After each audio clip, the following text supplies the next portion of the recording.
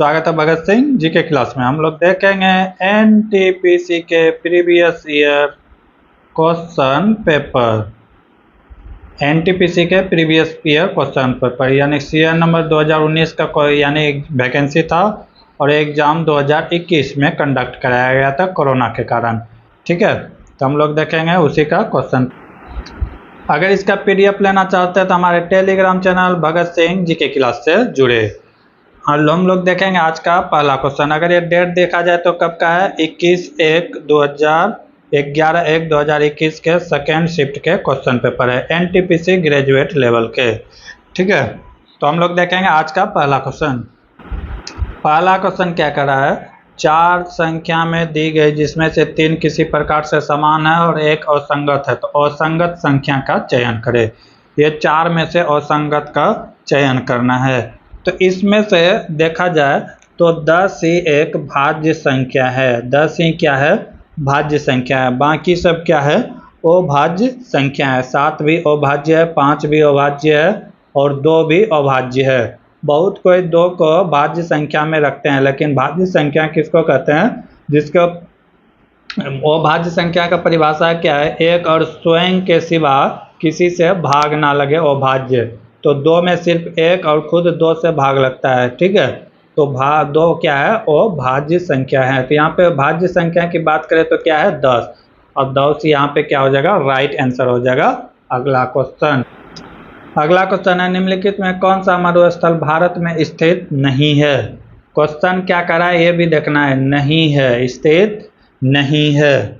तो सिंधु घाटी जो है, सिंधु घाटी भारत में स्थित नहीं है। ये कहाँ है, तो पाकिस्तान के बलूचिस्तान, पाकिस्तान के जो बलूचिस्तान है, यानी कि पूरा जब भारत अखंड भारत की बात करेंगे तो पंजाब जो था तो उसी पंजाब के भाग में था, सिंध क्षेत्र में फैला हुआ था। ठीक है,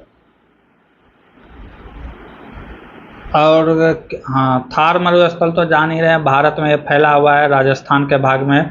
कच्छ गुजरात में स्थित है। ठीक है, ये मरुस्थल वही है, शीत मरुस्थल, जो आपका आ जाएगा किसमें, तो ये आ जाएगा यानी भारतीय उपमहाद्वीप के पश्चिम भाग पर स्थित है ये शीत मरुस्थल। अगला क्वेश्चन है, मैग्नीशियम के लिए प्रयुक्त प्रतीक क्या होता है, सिंबल क्या होगा। ठीक है, तो मैग्नीशियम के लिए होता है Mg, मैग्नीशियम के लिए क्या होता है, Mg। ठीक है, इसकी अगर परमाणु नंबर की बात किया जाए, एटॉमिक नंबर की बात किया जाए तो 12 होता है। अगर इसी का द्रव्यमान संख्या की बात किया जाए, तो ये होता है 24। कितना होता है, 24। ठीक है,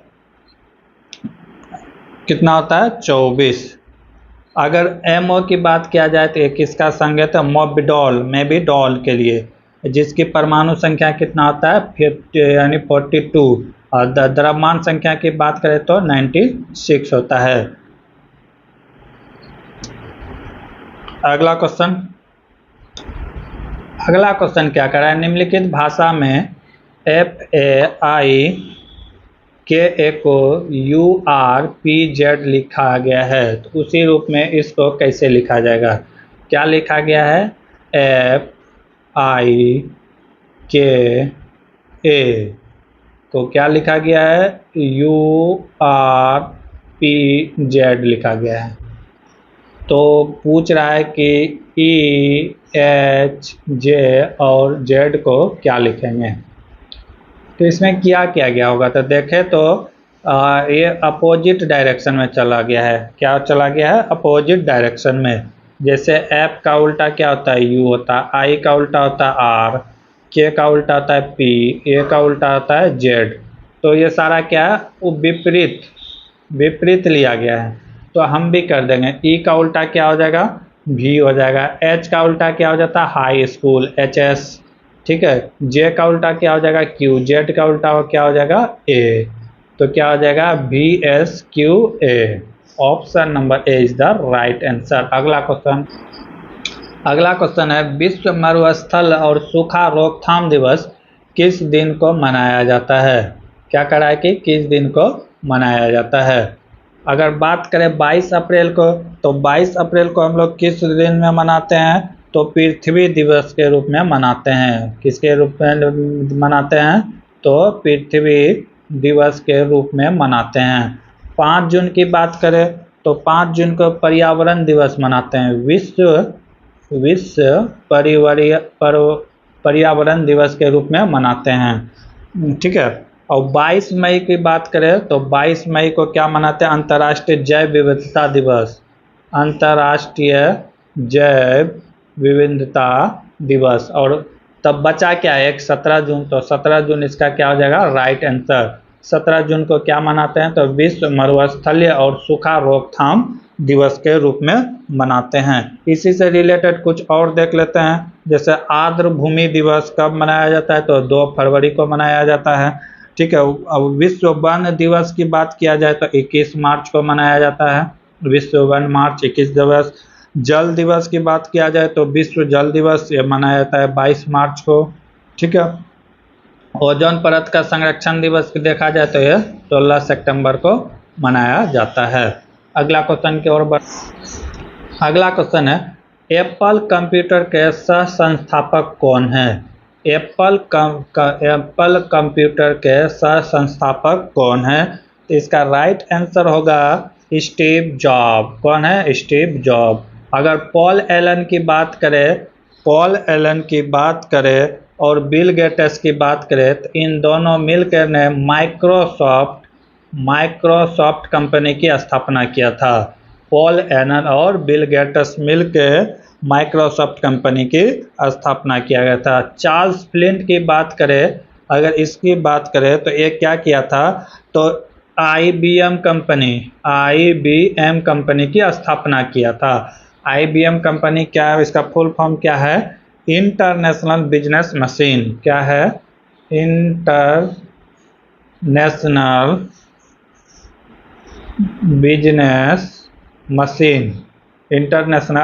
बिजनेस मशीन। Charles flip. ठीक है। और पॉल एलन और बिल गेट्स मिलकर माइक्रोसॉफ्ट के, और एप्पल का बात किया जाए तो स्टीव जॉब हैं। अगला क्वेश्चन है, एक तैराकी जिसकी स्थिर चाल जल में 9 किलोमीटर पर आवर है, यानी कि शांत जल में इसका चाल कितना है? 9 किलोमीटर पर आवर। कह रहा है कि 45 मिनट में धारा की दिशा में 9 किलोमीटर की दूरी तय कर लिया गया। कहता है कि जो दूरी स्थिर चाल में इसे तय करने में 60 मिनट का समय लगता था, लेकिन धारा की दिशा में यह दूरी कितने देर में तय कर लिया? 45 मिनट्स में ही दूरी तय कर लिया। कितना? 9 किलोमीटर। तो पूछ रहा है कि तो धारा की चाल क्या होगा? यानी कि धारा की भी तो चाल कुछ ना कुछ होगा। जब एक ही डायरेक्शन में जा रहा है, अगर शांत जल में रहता तो 9 किलोमीटर जाने में इसे 1 घंटा लगता, लेकिन ये कितने देर में ही पहुंच गया? 45 मिनट में। ठीक है। तो इसका मतलब धारा में कुछ ना कुछ स्पीड है, धारा का भी स्पीड कुछ ना कुछ है। तो इस तरह भी इसको बना सकते हैं। अगर 45 मिनट में यह 9 किलोमीटर गया तो 1 घंटा में कितना जाता? 1 घंटा में यानी कि 60 मिनट में कितना जाता? 60 मिनट में जाता 12 किलोमीटर। ठीक है, 12 किलोमीटर। तो 12 किलोमीटर जो स्पीड निकला है ये दोनों का है। किसका? एक तैराक का और यानी कि धारा का, दोनों का। जबकि तैराक का चाल हमें पता है, ये 9 किलोमीटर प्रति घंटा ही चल सकता है। तो 3 किलोमीटर किसका होगा? धारा का होगा। तो धारा का चाल कितना हो गया? 3 किलोमीटर प्रति घंटा। ये बाय फार्मूला से भी इसको बना सकते हैं, लेकिन ये थिंकिंग से भी, जिसमें कम समय लगे वो अप्लाई करना है। अगला क्वेश्चन है, दिसंबर 1929 में लाहौर में आयोजित कांग्रेस का वार्षिक अधिवेशन इनमें से किस वजह से महत्वपूर्ण है? ये चारों में से पहला क्या है? भारतीयों के आत्मनिर्भर होने का कारण? नहीं, ये बिल्कुल गलत है। तो पूर्ण स्वराज के प्रति प्रतिबद्धता का कारण? ये सही है। आगे क्या करा है? देश की जनता द्वारा किए गए कार्य के कारण? नहीं। भारी बहुमत के कारण? नहीं। तो इसका मूल कारण क्या था? पूर्ण स्वराज की मांग। जब लाहौर अधिवेशन हुआ था, लाहौर अधिवेशन कब हुआ था? तो 1929 में, जिसकी अध्यक्षता किसने किया था? तो जवाहरलाल नेहरू के द्वारा किया गया था। किसके द्वारा? जवाहरलाल नेहरू के द्वारा किया गया था। ठीक है, इसी में जो है रावी नदी के कारण, रावी नदी के किनारे रात में 12 बजे के आसपास भारतीय तिरंगा पहली बार फहराया गया था। ये क्वेश्चन पूछता है किस नदी के किनारे? तो रावी नदी के किनारे। कौन सा अधिवेशन? तो लाहौर अधिवेशन। किसके द्वारा? तो पंडित जवाहरलाल नेहरू के द्वारा फहराया गया था। और यहीं पे एक नारा दिया गया था, पूर्ण स्वराज। पूर्ण स्वराज का मतलब होता है पूर्ण स्वतंत्रता। पहले तो 1928 में हम लोग डोमिनियन स्टेट मांग रहे थे। 1928 में हम लोग क्या मांग रहे थे? Dominion state. लेकिन उसके बाद जस्ट हम लोग 1929 में हम लोग ने क्या चीज़ की मांग कर दी? पूर्ण स्वराज, यानी कि पूरा अधिकार अब हमें चाहिए। ठीक है, पूर्ण स्वराज की मांग। ये क्वेश्चन बार बार पूछा जाता है, पूर्ण स्वराज की मांग कब किया गया था पहली बार? तो 1929 में। ठीक है, और किसके नदी के किनारे? तो रावी नदी के किनारे। लाहौर अधिवेशन कब हुआ था? तो 1929। सब क्वेश्चन इसमें इंपॉर्टेंट है। अध्यक्षता किसने किया था? तो जवाहरलाल नेहरू ने। और इसी समय वंदे मातरम, भारत इनकलाब जिंदाबाद के नारा के बीच भारतीय तिरंगा को फहरा दिया गया। ठीक है, और इसीलिए हम लोग 26 जनवरी को हर एक साल गणतंत्र दिवस के रूप में मनाते हैं, क्योंकि पहली बार जो झंडा फहराया गया था 26 नवंबर 1929 को पहली बार झंडा फहराया गया था। वहीं ये फैसला लिया गया था रावी नदी के। इसीलिए इस दिन को यादगार बनाने के लिए हम लोग ने संविधान को 2 महीना डिले किए थे। अगला क्वेश्चन क्या है? निम्नलिखित श्रृंखला में ऐसे कितने 8 हैं जिनके बाद 4 नहीं है? यानी 8 है लेकिन यहाँ पे 4 नहीं है। 4 नहीं है, परंतु जिसके पहले 5 आता हो, जिसके पहले 5 हो, ऐसा नहीं होना चाहिए। कितने जगह है कि ऐसा नहीं है? तो हम लोग ढूंढना स्टार्ट करते हैं। यहाँ पे एक 8 है, तो पहले हमको ढूंढना क्या है? 8 और 5 एक जगह ढूंढना है। तो 8 और 5 यहाँ एक जगह है, 8 और 5 और 8 यहाँ है, और कहाँ है? यहाँ पे भी है 5 और 8, और कहाँ पे है? यहाँ पे है, यहाँ पे है, और यहाँ पे। ये तो नहीं होगा। तो यहाँ पे देखें कि क्या क्या है? 5, 8 और 2 है, तो ये आ जाएगा। उसके बाद क्या है? 5, 8, 1, 5, 8, 1 सेकेंड वाला में, ये भी आ जाएगा। उसके बाद है 5, 8, 3, ये भी आ जाएगा। 5, 8, 3 ये वाला भी आ जाएगा। उसके बाद है 5, 8, 6, 5, 8, 6 ये भी आ जाएगा। उसके बाद है 5, 4, 8, 5, 8, 4 ये वाला नहीं आएगा, क्योंकि इसके बाद क्या है? 4 है। तो कितना हो गया? और एक बार कहाँ है?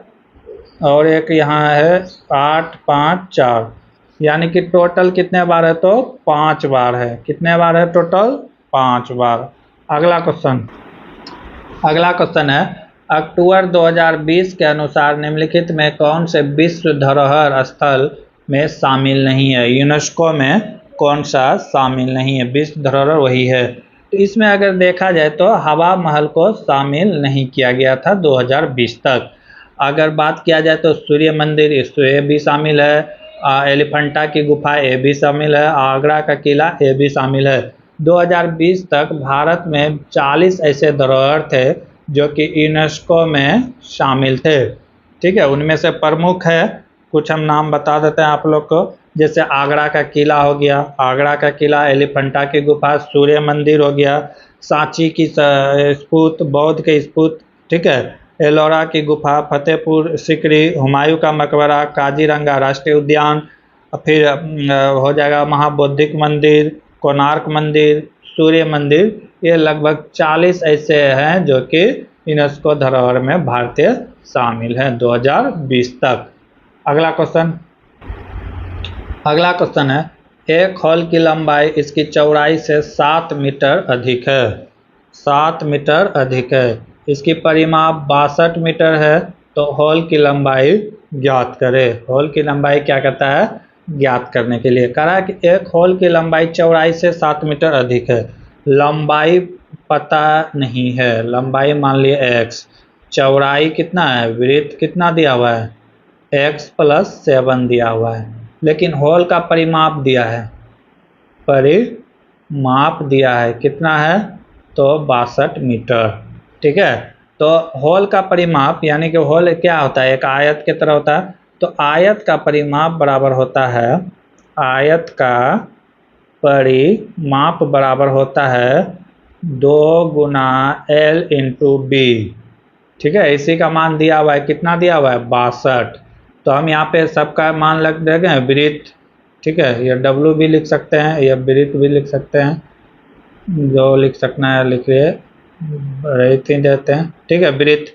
तो अब यहाँ पे 2 और लंबाई हमें पता है x, लंबाई कहता है कि चौड़ाई से 7 मीटर अधिक है, यानी कि इसका वृत्त है 7 मीटर और चौड़ाई है इस 7 प्लस 7, तो ये हो जाएगा x प्लस 7 प्लस x, इसका मान दिया हुआ है 62। तो क्या हो जाएगा टोटल, तो ये हो गया 2x, 2x प्लस 7, तो 2x प्लस 7 इक्वल टू 62 हो गया। अब 62 उधर जाके क्या हो जाएगा माइनस, तो यहाँ क्या हो जाएगा, ये 2 से 62 कट जाएगा कितना बार में, 31 बार में। 2x प्लस 7 इक्वल टू हो जाएगा 31, तो 2x बराबर क्या हो जाएगा 31 माइनस 7, 2x इक्वल टू 31 जाएगा इसमें, तो कितना बचेगा 24, तो x बराबर क्या हो जाएगा 24/2, कट के कितना आ गया 12, यानी कि चौड़ाई निकल गया कितना 12 मीटर और लंबाई कितना हो जाएगा 19 मीटर। तो क्या करा, होल की लंबाई ज्ञात करें, तो कितना हो गया 19 metre is the right answer, option number 2 is the right answer. अगला क्वेश्चन है, शाहजहां की बेटी डैश ने शाहजहानाबाद दिल्ली में स्थापित की नई राजधानी की वास्तुशिल्प परियोजना में भाग लिया था। तो शाहजहां की बेटी कौन था, तो जहांआरा, कहाँ था जहांआरा। अगर शाहजहां की बात कहे तो इसके शासनकाल में मुगल काल को यानी कि वास्तुकार का स्वर्ण युग कहा जाता है, वास्तुकार का स्वर्ण युग कहा जाता है, क्योंकि इसके शासनकाल में ये युद्ध से ज़्यादा वास्तुकार में ध्यान दिए थे, बहुत कुछ इन्हों के द्वारा बनाया गया था। ठीक है, इनके द्वारा जो बहुत चीज़ बनाया गया था, जैसे जहानाबाद शहर बसाया गया था। ठीक है, दिल्ली का लाल किला, दिल्ली का जो लाल किला देख रहे हैं शाहजहां के द्वारा बनाया गया है, दिल्ली का लाल किला हो गया, जामा मस्जिद हो गया, जामा मस्जिद इसी का निर्माण का, आगरा का विश्व प्रसिद्ध ताजमहल जो देख रहे हैं, आगरा का विश्व मस्जिद ताजमहल अपने बीबी मुमताज के यादों में बनाया था।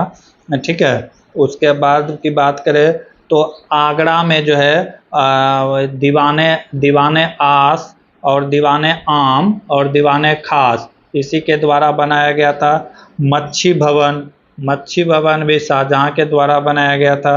शीश महल की बात करें तो शाहजहां के द्वारा बनाया गया था। नगीना मस्जिद किसके द्वारा बनाया गया था, तो शाहजहां के द्वारा। मोती मस्जिद शाहजहां के द्वारा। जामा मस्जिद शाहजहां के द्वारा निर्माण कराया गया था। यानी कि ये सारा जितने भी इसके पास धन दौलत है ये भवन निर्माण कराने में ही लगा दिए। एक हिसाब से ठीक भी है, क्योंकि अभी भारत का बहुत बड़ा जो है पैसा का स्रोत बना हुआ है, ताजमहल हो गया, लाल किला हो गया, क्योंकि विदेशियों लोग आते हैं इनको देखने के लिए। तो एक तरह से ठीक भी था, वर्तमान भारत में इनकम का सोर्स है। अगला क्वेश्चन है, दिए गए व्यंजक का मान ज्ञात करें। 6 + 4 × 10 / 2 - 6। ये यानी कि हम लोग जानते हैं बौद्धमास लगेगा तो पहले इसमें क्या होता है, भाग का काम होता है, तो इसको भाग दे देंगे, कितना हो गया 5। उसके बाद भाग के बाद गुना का काम होता है, तो 4 × 5 = 20, 20 और 6 कितना हो गया 26 - 9, 26 में 9 जाएगा कितना हो जाएगा 17, 17 is the right answer, option number A. पहले किसका काम करेंगे, पहले भाग का काम करेंगे, उसके बाद गुना का, पहले भाग उसके बाद गुना उसके बाद जोड़ उसके बाद घटा। अगर ऑप लिखा रहे कहीं पे तो उससे पहले भी ऑप, गुना से पहले ऑप का कार्य होगा। अगला क्वेश्चन ब्रैकेट रहेगा तो उससे पहले ब्रैकेट का काम होगा। अगला क्वेश्चन है 35 स्कूली छात्र के समूह में वायु का माध्य कितना था 16। आयु का माध्य कितना था 16। माध्य मतलब औसत, औसत उम्र कितना था 16। कहता है कि एक 52 वर्षीय शिक्षक के समूह में शामिल हो जाने से छात्रों का और शिक्षक की औसत आयु का माध्य क्या हो जाएगा। क्या कह रहा है कि 35 छात्र था तो उस समय औसत आयु कितना था 16 वर्ष। अब कह रहा है कि शिक्षक भी शामिल हो गया है जिसका उम्र कितना है 52 ईयर्स है। तो पूछ रहा है कि ये 35 छात्र से बढ़ के अब कितना हो जाएगा 36 हो जाएगा। तो इन 36 का एवरेज एज क्या होगा, एवरेज एज पूछ रहा है कि क्या होगा। तो इसका बनाने का एक अलग ही मेथड हो सकता है, जैसे 52 में से अगर 16 निकाल दे तो ये इसके बराबर आ जाएगा। ठीक है, अब 52 से यानी कि 52 में अगर 16 घटा देंगे तो कितना आ जाएगा 36। आई 36 किसके बीच बटेगा तो 35 ए प्लस एक शिक्षक 36 के बीच। तो ये कितना बार में कट जाएगा, एक बार में 16 था तो एक बार जाएगा कितना हो जाएगा 17 वर्ष हो जाएगा। कितना हो जाएगा 17 वर्ष। यह इसका और भी मेथड से बना सकते हैं, जैसे टोटल छात्र की संख्या 35, इसका एवरेज आयु कितना है 16 वर्ष और शामिल कौन हुआ है तो 52 साल के एक शिक्षक, तो 52 साल ऐड कर देंगे। बाय में कितना हो जाएगा, टोटल में कितना स्टूडेंट था 35 और एक टीचर शामिल हुआ है तो एक प्लस कर देंगे। इसको गुना कर देंगे तो इसको अगर गुना करेंगे 35 गुना 16 तो ये हो जाएगा 460 प्लस 52 और नीचे हो जाएगा 36। इसको जब जोड़ेंगे तो कितना होगा 612 बटे 36। इसको अगर कटा भी देते हैं तो 17 आएगा। बनाने का प्रोसेस कुछ भी हो लेकिन आंसर एक आएगा। Option number 4 is the right answer. अगला क्वेश्चन है दो संख्या का महत्तम समावर्तक लघुत्तम समावर्तक एलसीएम उनके महत्तम समावर्तक का 24 गुना है। कह रहा है कि एलसीएम जो है एचसीएफ का कितना है 24 गुना है। उनके महत्तम समावर्तक और लघुत्तम समावर्तक का योगफल यानी कि एलसीएम प्लस एचसीएफ का वैल्यू दिया हुआ है 750। तो उन संख्याओं में से एक संख्या 90 है, मान लेते हैं कोई संख्या ए बी था तो ए कह रहा है कि 90 है तो बी पूछ रहा है कि क्या होगा। ठीक है, अच्छा सवाल है। मान लेते हैं कि माना कि एलसीएम क्या है, माना कि एलसीएम एक्स है। क्या है एक्स। तो क्या करते हैं एलसीएम क्या है एलसीएम 24 गुना है ना, तो इसको मान लेते हैं एचसीएफ एचसीएफ एक्स मानते हैं। एचसीएफ क्या मानते हैं एक्स। तो एलसीएम क्या हो जाएगा, एलसीएम हो जाएगा 24x क्योंकि कह रहा है 24 गुना है, सवाल में कह रहा है क्या है 24 गुना है। तो एलसीएम क्या हो गया 24 गुना। अब एलसीएम प्लस एचसीएफ का मान दिया हुआ है, कितना दिया हुआ है 750। ठीक है, तो अगर हम इस तरह लिखे एक्स एलसीएम का मान क्या है x plus 24x is equal to 750, कोई दिक्कत नहीं। तो ये कितना हो जाएगा 25x इजकल टू हो गया 750। तो x बराबर कितना हो जाएगा 750 बट्टे 25। कितना बार में कटेगा, एक कट जाएगा 5 या 15 यानी कि 30 बार में कट जाएगा। x का वैल्यू निकल के आ गया 30। ठीक है, यानी कि एलसीएम निकल के आ गया 30। तो एचसीएफ कितना हो जाएगा, यानी कि एचसीएफ निकल के आ गया 30। तो एलसीएम क्या हो जाएगा, एलसीएम हो जाएगा 30 एलसीएम हो जाएगा तो यानी इतना। तो इसको निकाल सकते हैं, ये क्या हो जाएगा इतना हो गया। तो एचसीएफ निकाल सकते हैं 24x है तो ये क्या हो जाएगा 24 गुना 30 कितना हो गया 720। 720 निकल के आ गया एलसीएम।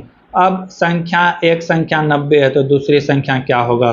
तो एलसीएम एचसीएफ दोनों पता चल गया तो कैसे निकलते थे, पहली संख्या गुना दूसरी संख्या बराबर एलसीएम इंटू एचसीएफ। ठीक है, पहली संख्या हमें पता है 90, दूसरी संख्या हमको चाहिए बी। एलसीएम का मान है 720, एचसीएफ कितना निकल के आया 30।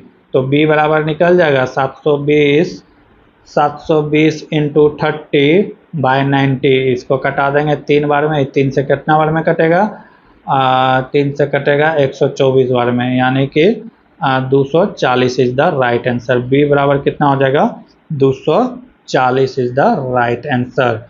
सवाल में कुछ नहीं था, बस थोड़ा सा ध्यान केंद्रित करना था कि कैसे क्या करना था। जहां समझ में नहीं आया आप कमेंट कर सकते हैं। अगला क्वेश्चन है, एशिया का सबसे बड़ा उद्यान इंदिरा गांधी मेमोरियल टूलिप्स उद्यान किस शहर में स्थित है। तो इसका बात करें तो इंदिरा गांधी जो है ये कहाँ है, तो श्रीनगर में है। कहाँ है, श्रीनगर में। सबसे बड़ा में से बात करा जाए और भारत के प्रमुख उद्यान, जैसे लाल बाग हो गया, लाल बाग की बात करें तो ये कहाँ है, बेंगलुरु में है, बेंगलुरु में है। शालीमार की बात करें, शालीमार राष्ट्रीय उद्यान, तो इसका बात करें तो ये कहाँ है, ये भी श्रीनगर में है। ठीक है। उसके बाद बुद्ध जयंती पार्क की बात करें, बुद्ध जयंती पार्क की बात करें तो ये न्यू दिल्ली में है। कहाँ है, न्यू दिल्ली में। वृंदावन गार्डन की बात करें तो ये मैसूर में है। वृंदावन गार्डन कहाँ है, तो मैसूर में है। मुगल गार्डन की बात करें, मुगल गार्डन सबको पता होगा ये नई दिल्ली पे है, यानी कि लाल किला के अंदर आज है। ठीक है। रॉक गार्डन की बात करें तो रॉक गार्डन सबको पता होगा चंडीगढ़ में है। कहाँ है, चंडीगढ़ में। ठीक है। उसके बाद निशांत बाग की बात करें, निशांत बाग की बात करें तो ये कहाँ है, ये भी श्रीनगर में है। सिकंदर बाग की बात करें तो ये कहाँ है, लखनऊ में है, लखनऊ में। अल्फ्रेड पार्क की बात करें तो ये इलाहाबाद में है। कहाँ है, इलाहाबाद में। यहीं पे जो है किन्होंने आत्महत्या कर ली थी, तो नाम याद है कि नहीं, चंद्रशेखर आजाद ने खुद को गोली मार लिया था इलाहाबाद के पार्क में ही। ठीक है। आगे का क्वेश्चन हम लोग देखेंगे अगले क्लास में। तब तक के लिए जय हिंद, जय भारत। जय हिंद, स्वागत है भगत सिंह जी के क्लास में। हम लोग देख रहे थे एनटीपीसी के प्रीवियस ईयर क्वेश्चन पेपर, जो कि आगामी एग्जाम जो स्टार्ट होने वाला है 5 जून से, उसके लिए काफ़ी लाभदायक सिद्ध होने वाला है, क्योंकि ये 2019 के वैकेंसी का एक पेपर है जो कि 2021 में एग्ज़ाम हुए थे। ये भी एग्ज़ाम टीसीएस के द्वारा कंडक्ट कराया गया था और ये भी एग्ज़ाम टीसीएस के द्वारा लिया जाएगा। तो हम लोग 17 नंबर तक क्वेश्चन पिछले क्लास में देख चुके थे, आज उससे आगे देखेंगे। अगर आप इसका पीडीएफ लेना चाहते हैं तो हमारे टेलीग्राम चैनल भगत सिंह जी के क्लास से जुड़े, वहाँ पे रेलवे का जितने भी ऑनलाइन एग्जाम हुए हैं सारा पीडीएफ उपलब्ध है। तो देखेंगे आज का पहला क्वेश्चन। पहला क्वेश्चन क्या है, 100 और 1000 के बीच आने वाली ऐसी कितनी संख्या है जो 11 से विभाज्य हो। कहता है कि 100 और 1000 के बीच कितने ऐसे संख्या हो जिससे किससे भाग लग जाए, 11 से भाग लग जाए। तो 100 के बीच क्या कर रहा है, 100 और 1000 के बीच, यानी कि उसमें तो 100 काउंट नहीं होगा, तो कितना काउंट होगा, तो 101 आएगा। ठीक है। और उसके बाद 1000 भी काउंट न होगा। ठीक है। 1000 काउंट होगा क्योंकि इसके बीच, तो इधर हो जाएगा 1000।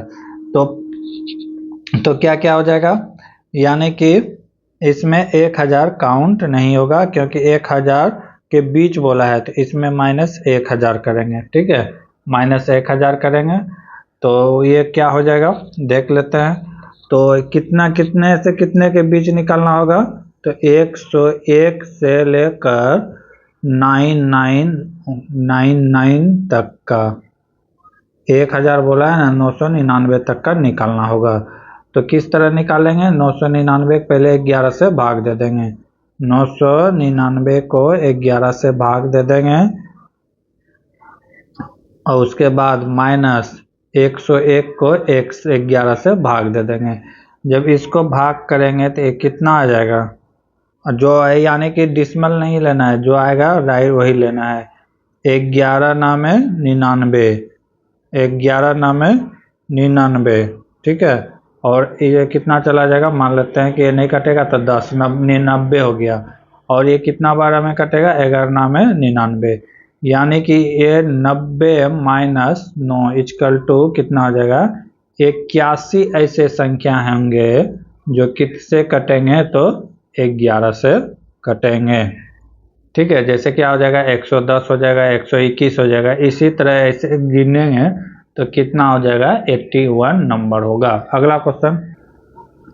अगला क्वेश्चन है, राम सागर और भगत राम 10:13 के अनुपात में निवेश करते हैं, एक साझेदारी करते हैं, और कहता है कि 8050 रुपया लाभ होता है, उनमें से भगत राम का हिस्सा क्या है। दो कैंडिडेट है, कौन कौन, राम सागर और एक कैंडिडेट कौन है, भगत राम, दोनों का रेशियो दिया हुआ है 10:13 दिया हुआ है। अब कह रहा है कि दोनों को मिलाकर कितना रुपए दिया जाता है, तो 8050 रुपये दिया जाता है। तो पूछा जाता है कि भगत राम के हिस्से में कितने रुपए आएगा, भगत राम के हिस्से में कितने रुपए आएंगे। यानी कि 8050 रुपये किसका वैलिडिटी है, ये दोनों के रेशियो का, यानी कितना 23 मान लेते हैं, इकाई या यूनिट जो भी मानना है, यूनिट मान लेते हैं, 23 यूनिट का वैल्यू दिया है 8085। तो हमें किसका चाहिए, तो राम भगत का कितना है, तो 13 है, तो एक यूनिट यहाँ से निकाल सकते हैं, तो कितना आ जाएगा, 8085 50/13। जब इससे इसको भाग देंगे तो कितना बार में कट जाएगा, ये कट जाएगा 7×3 = 350 बार में, यानी एक यूनिट का वैल्यू कितना निकल के आ गया, 350। तो हमें कितना यूनिट चाहिए, 13 यूनिट। तो 13 यूनिट का वैल्यू क्या हो जाएगा, 13 यूनिट का वैल्यू क्या हो जाएगा, 13 यूनिट का वैल्यू क्या हो जाएगा, तो हो जाएगा 13 × 350, 13 × 350। जब गुना कर देंगे तो कितना हो जाएगा, 13×5 = 15, यानी कि 135। इसको अगर गुना कर देंगे तो 4550 आएगा, कितना आएगा, 4550। Option number 2 is the right answer. अगला क्वेश्चन क्या है, निम्नलिखित 4 मानवीय अंग दिए गए हैं, जिनमें से 3 एक प्रकार से समान है और एक असंगत है, तो असंगत को ढूंढना है। आँख है, बाल है, कान है, नाक है। अगर इसमें देखें नाक, कान और आँख, तो ये हमारे शरीर को सूचना पहुंचाता है, क्या पहुंचाता है, दिमाग को क्या देता है, सूचना। यानी कि जैसे नाक से कोई चीज़ का सुगंध बताता है, कान से कोई चीज़ सुनते हैं, और आँख से कोई चीज़ देखते हैं। बाल से कुछ भी नहीं है, बाल क्या है, तो बाल जो है हमारे शरीर का क्या कहते हैं, मरा हुआ टिश्यू से बना हुआ एक भाग है। तो ये बाल यहाँ पे क्या हो जाएगा, डिफरेंट हो जाएगा। ये सब बाकी क्या है, हमारे आँख, नाक और कान जो हमारे शरीर को यानी दिमाग को सूचना अपडेट देता है। बाकी बाल से कुछ ऐसा प्रॉफिट नहीं है, तो बाल यहाँ पे क्या हो जाएगा, ये अलग हो जाएगा। अगला क्वेश्चन है, भाभा परमाणु अनुसंधान केंद्र का पूर्व नाम क्या था। यानी भाभा नाम पढ़ने से पहले उसका नाम क्या था, तो उसका पहले नाम क्या था, परमाणु ऊर्जा प्रतिष्ठान Trombay, atomic energy establishment Trombay. ठीक है, क्या था, तो इसका ये था। अगर इसकी बात करें भाभा का BRC, इसकी स्थापना की बात करें तो कब यह था, 1954 में हुआ था। किसके द्वारा, तो डॉक्टर होमी जहांगीर के द्वारा किया गया था, भाभा द्वारा किया गया था।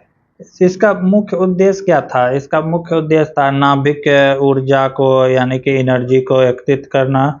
ठीक है, और क्या कहते हैं, एटॉमिक हथियार बनाने में भारत को आत्मनिर्भर करना, ये सब इसका यानी कि मुख्य लक्ष्य था।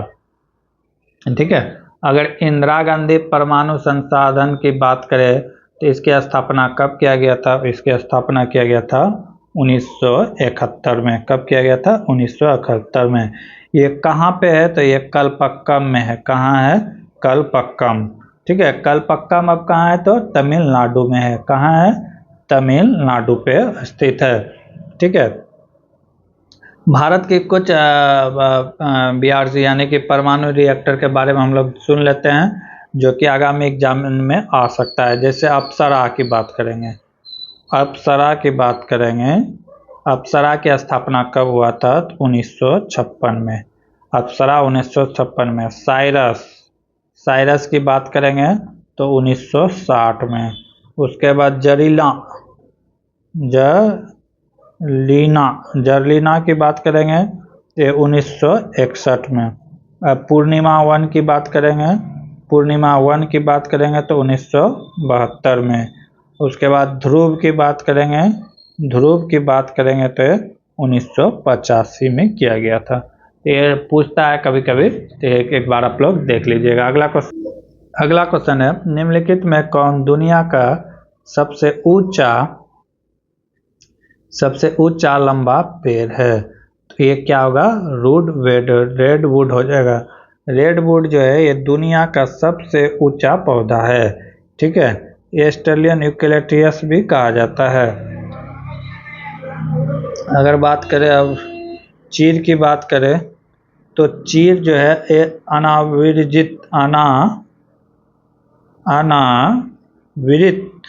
बीजी होता है। ठीक है, अनावृत बीजी पौधा होता है। देवदार की बात करें तो देवदार ये हल्का और एकदम बहुत सीधा लंबा पौधा होता है। ठीक है, इसमें सुगंध भी आता है और बहुत मजबूत होता है। इसकी लंबाई की बात करें तो 380 मीटर होता है। इस 380 मीटर तक पाया जाता है। ये कहाँ पाया जाता है? तो भूमध्य सागर क्षेत्र में पाया जाता है। ठीक है, अगला और एक बात, देवदार पौधा को कैलिफोर्निया में रेड वुड भी कहा जाता है। कैलिफोर्निया में देवदार पौधा को क्या कहता है? रेड वुड भी कहा जाता है। अगला क्वेश्चन है, दिए गए पैटर्न को ध्यानपूर्वक पढ़े और दिए गए विकल्प संख्या का प्रश्न चिन्ह के स्थान पर इसके जगह पर क्या होगा ये बताने के लिए कह रहा है। तो यहाँ पे हम देख रहे हैं कि सब में 2-2 का वृद्धि हो रहा है। क्या हो रहा है? 2-2 का वृद्धि हो रहा है। 2-2 का वृद्धि हो रहा है। 2-2 का वृद्धि हो रहा है। इसमें अगर देखें तो 3 का वृद्धि हो रहा है। इसमें देखें तो 3 का 3 का 3 का 3 का वृद्धि हो रहा है। तो इसमें कितना का वृद्धि होगा? 4 का, क्योंकि इसमें 2 का हुआ था तो इसमें 3 का हुआ। तो आगे कितना का होगा? 4 का। तो 69 प्लस 4 73, 77, 77 में 4 जोड़ेंगे कितना हो जाएगा? 81। तो राइट आंसर क्या होने वाला है? 81। पहले में 2 का वृद्धि, सेकेंड में 3 का वृद्धि और थर्ड में क्या हो जाएगा? 4th का वृद्धि। यही इंक्रीज करते गया है, यही पैटर्न फॉलो कर रहा है।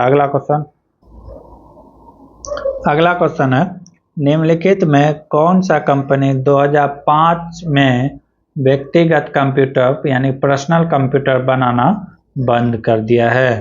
तो एक कंपनी कौन सा है? IBM company. IBM कंपनी के द्वारा बंद कर दिया गया है। IBM कंपनी इलेक्ट्रॉनिक कंपनी में से सबसे पुराना है। इसकी स्थापना की बात करें तो 1911 में हुआ था। कब हुआ था? 1911 में। ये कंप्यूटर के हार्डवेयर और सॉफ्टवेयर दोनों का निर्माण करता था। ठीक है, अगर एसर कंपनी की बात करें, इसकी स्थापना कब की गई थी? तो ये 1976 को एसर कंपनी की स्थापना किया गया था। इसके द्वारा भी कंप्यूटर बनाया जाता है। ठीक है, ASUS कंपनी की बात किया जाए तो ये इसकी स्थापना कब हुई थी? तो 1989 में, 1989 में हुआ था। ठीक है, चलिए अब आगे बढ़ते हैं। डेल भी एक क्या है? तो डेल भी एक कंप्यूटर बनाने वाला कंपनी है, बहुत प्रचलन में अभी भी डेल। अगला क्वेश्चन है, फोटॉन का पूर्ण रूप क्या होता है? तो फोटॉन का अगर पूर्ण रूप की बात करें तो फार्मूला ट्रांसलेशन होता है। क्या होता है? Formula translation. अगर इसकी बात करें फोरट्रान के बारे में, तो ये कंप्यूटर का जो है ये उच्च स्तरीय हाई लेवल लैंग्वेज है, उच्च स्तरीय भाषा है कंप्यूटर का, ठीक है, जो कि बीजगणित अलजेब्रा पर प्रोग्रामिंग होता है और ये बहुत कैलकुलेशन बहुत फास्ट करता है, ठीक है, इस भाषा के आधार पर। अगर बात किया जाए कि इस भाषा का विकास कब हुआ था, तो 1957 में हुआ था। कब हुआ था? 1957 में। किसके द्वारा? तो डब्लू बेकम के द्वारा। किसके द्वारा? डब्लू बेकम के द्वारा इस भाषा का विकसित किया गया था। इस भाषा का मेन उद्देश्य क्या था कि गणित यानी कि गणित में जो कैलकुलेशन होता है वो फास्ट करना, मेन उद्देश्य इसका यही था, ठीक है। अगला क्वेश्चन की ओर बढ़ते हैं। अगला क्वेश्चन है, दो संख्या वाली एक संख्या के अंकों का योग कितना दिया हुआ है? 12 दिया हुआ है। कहता है यदि उनके अंकों का क्रम को उलट दिया जाए तो यह प्राप्त नई संख्या का 7 गुना तो मूल संख्या के 4 गुना के बराबर है, तो संख्या ज्ञात करे। इसे दो तरह से भी बना सकते हैं, दोनों तरह से बना के बताएंगे, एक ऑप्शन से और एक बाय मेथड। तो माना कि 2 अंकों वाली संख्या, तो माना कि इकाई अंक मान लिए x, इकाई अंक क्या मान लिए? x, तो दहाई क्या हो जाएगा? दहाई हो जाएगा 12 माइनस एक्स, 12 माइनस एक्स कर सकते हैं। इकाई माने x, तो दाई क्या हो जाएगा? 12 माइनस एक्स। 12 क्यों लिए? क्योंकि 2 अंकों वाली एक संख्या का योग 12 है, 12 दोनों का योग था, तो एक पहला x तो दूसरा क्या हो जाएगा? 12 माइनस एक्स। कोई दिक्कत नहीं है। अब क्या कर रहा है कि मूल संख्या से इतना पर, तो मूल संख्या क्या हो जाएगा? मूल संख्या क्या हो जाएगा? 10 गुना, मान ले इकाई अंक 10 गुना 12 घटा x, और दूसरा क्या हो जाएगा? x इंटू 1, ठीक है। तो ये कितना हो गया? 120 घटा 10x, इधर क्या हो गया? x गुना x, तो x प्लस x। अब इसको अगर यहाँ से करेंगे तो कितना आ जाएगा? 120 माइनस 10 में से 1 जाएगा माइनस 9x, ठीक है। तो x है, ये कितना आ गया? मूल संख्या। ये क्या निकल के आ गया? तो ये निकल के आ गया मूल संख्या। क्या निकल के आ गया? मूल संख्या। अब हम देखेंगे नई संख्या क्या आएगा। नई संख्या मतलब संख्या का क्रम पलटने पर, तो ये क्या हो जाएगा? ये हो जाएगा 10 इंटू एक्स, एक बार लिए थे इतना और एक बार लेंगे x, 10 into x plus 12 minus x into 1, ठीक है, यही तो होगा। तो ये कितना हो जाएगा? 10x और इधर क्या हो जाएगा? 12 गुना 1 12 और minus x plus 12 minus x हो जाएगा। अब ये कितना हो जाएगा? इसको अगर माइनस है इधर आके क्या हो जाएगा? प्लस 9x बराबर हो 9x प्लस हो जाएगा 12, 9x बराबर 12। ये आ गया कौन सा संख्या? तो ये आ गया नई संख्या। अब प्रश्न से क्या कर रहा है? प्रश्न से प्राप्त के क्या कर रहा है कि तो प्राप्त संख्या 7 गुना है तो मूल संख्या के 4 गुने के बराबर है, तो संख्या ज्ञात करे। यानी कि नई संख्या जो है 7 गुना है। नई संख्या क्या है?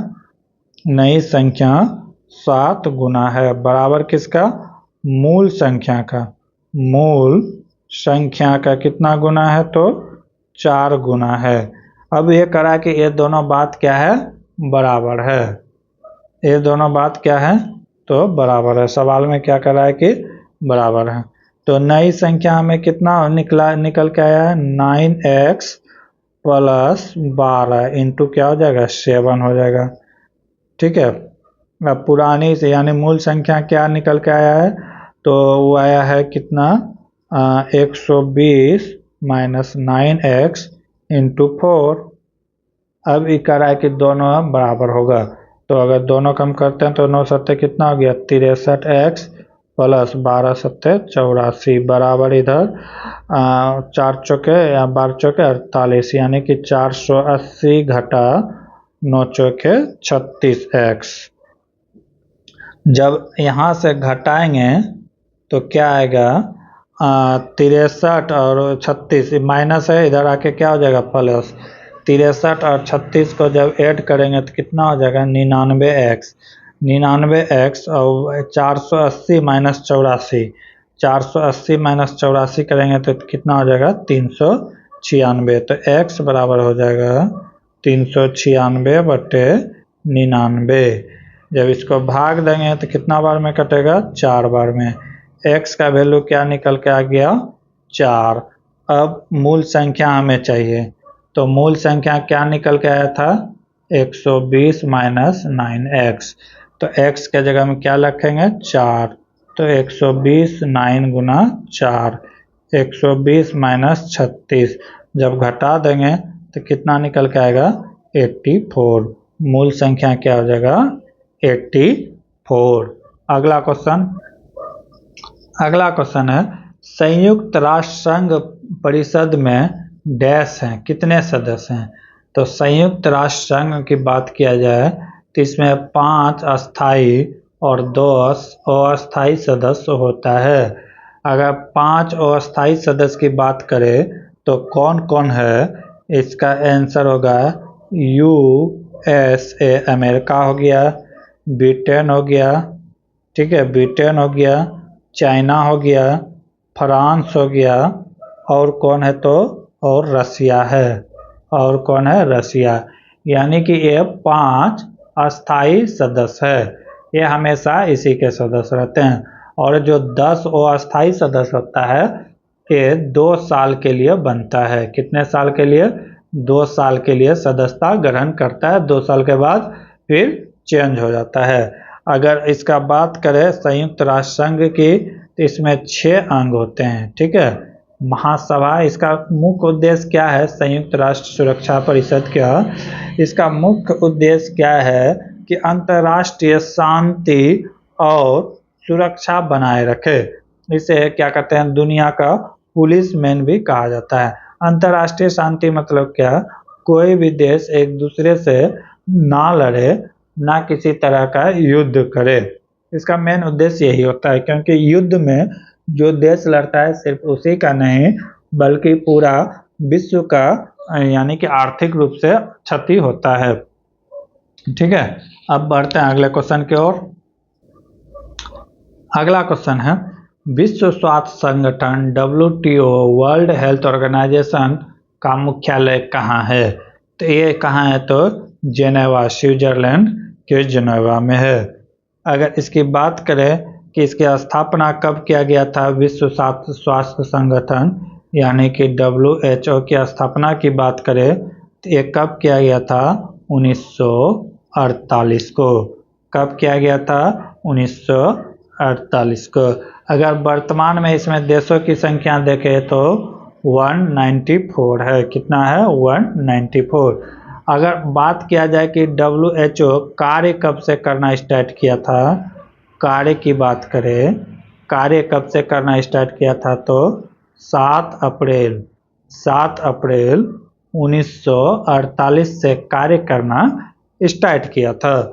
इसीलिए हम लोग 7 अप्रैल को क्या मनाते हैं, तो विश्व स्वास्थ्य दिवस के रूप में मनाते हैं। तो आप पता चला कि विश्व स्वास्थ्य दिवस हम लोग 7 अप्रैल को क्यों मनाते हैं, क्योंकि WTO इस दिन से कार्य करना क्या किए थे, प्रारंभ किए थे। बढ़ते हैं अगले क्वेश्चन की ओर। अगला सवाल है, एक 10 फीट लंबी सीढ़ी एक दीवार पर लगाई गई है जो दीवार को 8 मीटर फीट की ऊंचाई पर एक बिंदु को स्पर्श करती है। यदि सीढ़ी को दीवार की तरफ खिसकाया जाना चाहिए जिससे दीवार के शीर्ष पर इतना मीटर ऊंचा बिंदु पर स्थित तक पहुंच सके। सवाल क्या कर रहा है, आराम से सुनना है। कोई दीवार है और एक सीढ़ी है, सीढ़ी की लंबाई है 10 मीटर और ये दीवार की लंबाई है 8 मीटर। दीवार की लंबाई कितना है 8 मीटर। तो मान लेते हैं ये बी और ये सी है। तो हम ये वाला दूरी तो निकाल सकते हैं आराम से। कैसे निकालेंगे? आधार चाहिए, तो आधार बराबर होता है अंडर रूट कर्ण स्क्वायर माइनस लंब स्क्वायर, कर्ण स्क्वायर लंब स्क्वायर। तो ये हो गया कर्ण 10 का स्क्वायर घटा ये लंब 8 का स्क्वायर। तो ये मान कितना निकल के आ जाएगा? ये हो गया 100 माइनस 84 64, ये निकल के आ गया 36। कितना निकल के आ गया? 36। तो अंडर रूट 36, तो ये निकल के कितना आ जाएगा? 6 आ जाएगा। ओनली 6 आ गया। ये वाला लंबाई हमें पता चल गया 6 मीटर। अब सवाल में क्या कह रहा है? अब सवाल में कह रहा है कि और ये जो सीढ़ी है, ये सीढ़ी जो है इसे आगे की तरफ दीवार की तरफ शिफ्ट करेंगे। किस तरफ? दीवार की तरफ शिफ्ट करेंगे। तो जब दीवार की तरफ शिफ्ट करेंगे तो ये ऊपर की ओर उठेगा। ये किधर उठेगा? ऊपर की ओर। कितना ऊपर उठेगा ये भी बता रहा है। कहता है सीढ़ी की ऊंचाई कितना होना चाहिए? 9.6 मीटर तक जाना चाहिए। 9.6 मीटर। पहले 8 तक आ रहा था, अब 6 तक आना चाहिए। लेकिन सीढ़ी की लंबाई अभी भी क्या है? 10 मीटर। पहले भी 10 मीटर था और अभी भी 10 मीटर है। तो उसके बाद पूछ रहा है कि सीढ़ी जो हटा है तो ये कितना हटाए होंगे, ये दूरी पूछ रहा है। ठीक है, तो फिर से हमें क्या चाहिए? ए बी सी मान लेते हैं। फिर से हमको क्या चाहिए? आधार चाहिए। आधार चाहिए। ठीक है, तो आधार बराबर क्या होता है? आधार बराबर होता है अंडर रूट कर्ण स्क्वायर घटा लंब स्क्वायर। कर्ण स्क्वायर घटा लंब स्क्वायर। कर्ण कितना है? कर्ण है 10 मीटर, 10 का स्क्वायर घटा लंब कितना है? 9.6 का स्क्वायर। बस कर देंगे, ये कितना हो जाएगा? 10 का स्क्वायर 100 और 9.6 का स्क्वायर करेंगे तो ये कितना होगा? 9.6 का करेंगे तो मान लेते हैं अगर दोनों का अंतर कितना है तो अगर इसका स्क्वायर करेंगे तो कितना आएगा? जब इसको स्क्वायर करके घटाएंगे 9.6 का स्क्वायर करके घटाएंगे तो ये फाइनल निकल के आएगा 2.8 और टोटल कितना था? 6 मीटर। 6 मीटर में 2.8 जब माइनस कर देंगे तो क्या आ जाएगा?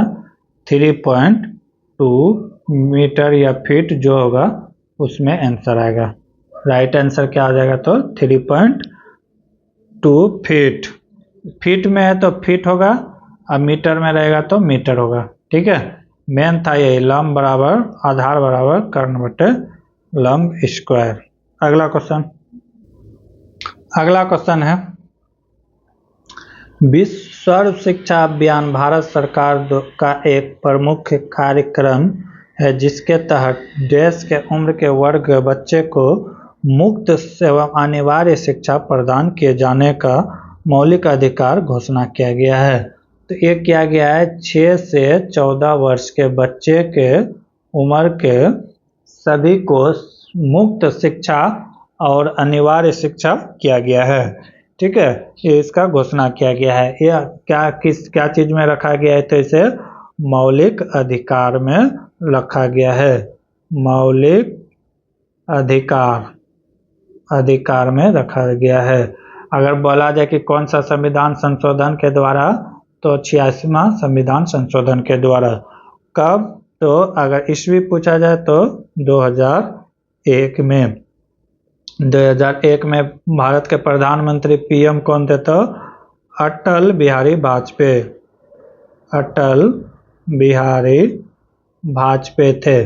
अटल बिहारी वाजपेयी के द्वारा ये नियम बनाया गया और मुफ्त शिक्षा है। कैसा है? फ्री एजुकेशन है।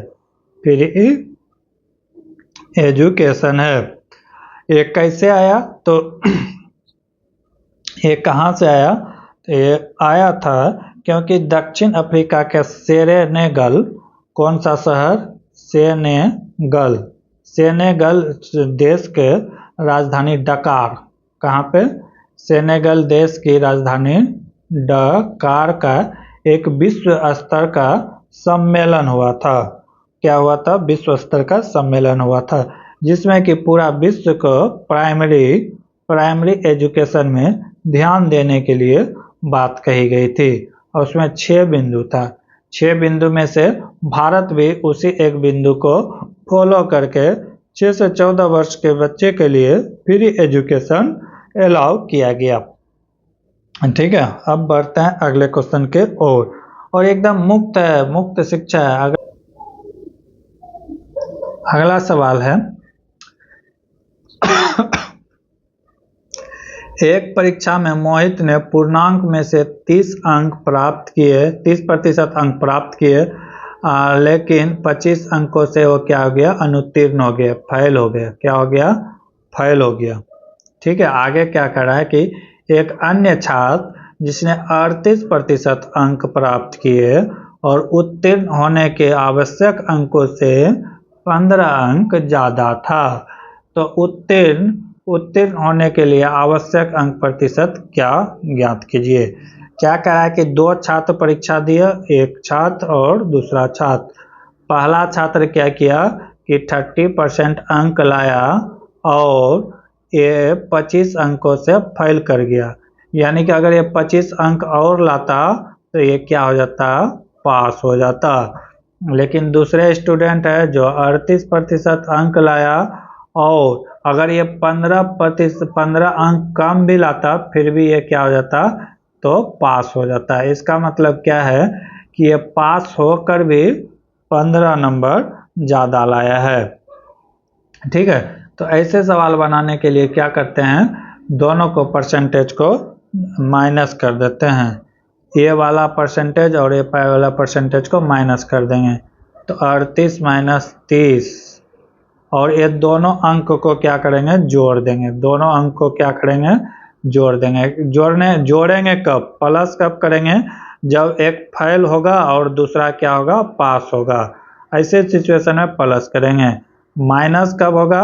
अगर दोनों फेल कर गए हैं या फिर दोनों पास कर गए हैं। वैसे सिचुएशन में अंक को क्या करेंगे? मार्क्स को प्लस या माइनस करेंगे। तो यहाँ पे एक पास है और एक फेल है, तो दोनों को जोड़ देंगे। तो कितना हो जाएगा? 40 हो जाएगा। 15 माइनस इधर से आके क्या हो जाएगा? 40। यानी कि अब इसका परसेंटेज अगर निकालेंगे तो 8% बराबर कितना निकल के आ गया? 40। तो हमें क्या चाहिए? तो अनुत्तीर्ण होने के लिए आवश्यक अंक चाहिए। अनुत्तीर्ण होने के लिए आवश्यक अंक चाहिए। तो अनुत्तीर्ण होने के लिए कितना अंक चाहिए था? यानी कि 30% इसका अगर हम लोग निकाल देते हैं उसमें 25 मार्क्स, तो यहाँ से पहले हमको क्या निकालना पड़ेगा? फुल मार्क्स निकालना पड़ेगा।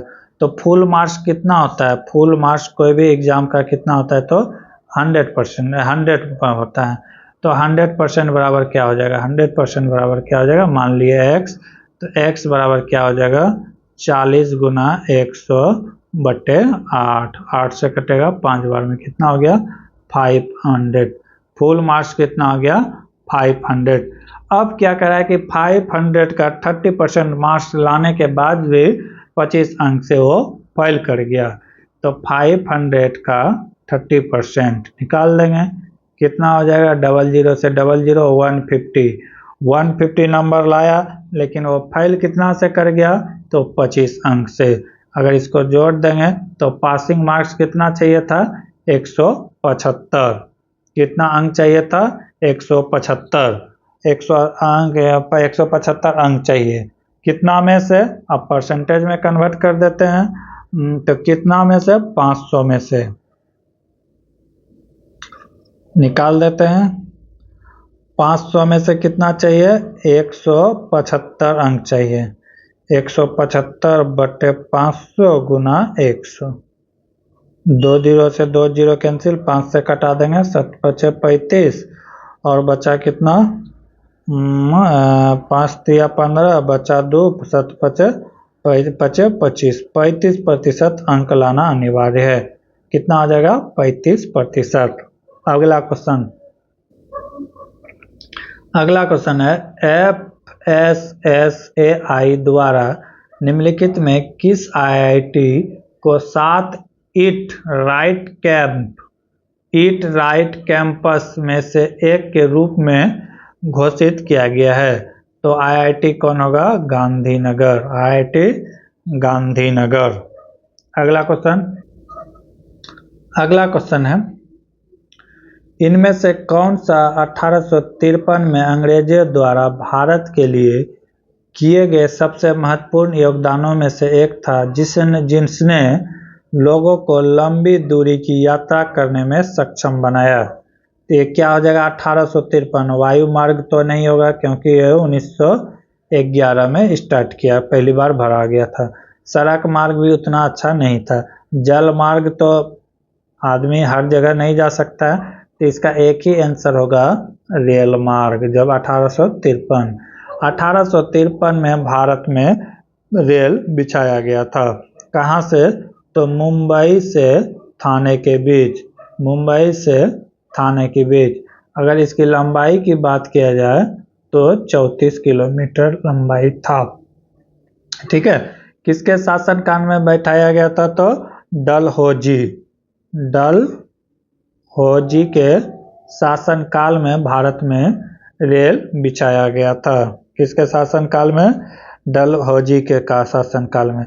अगर देखा जाए कि भारत में रेल का विकास प्रथम चरण कब से कब तक था, तो ये 1849 से लेकर 1864 तक था। क्योंकि अगर भारत में पूछेगा प्रथम रेल कब बिछाया गया था, प्रथम रेल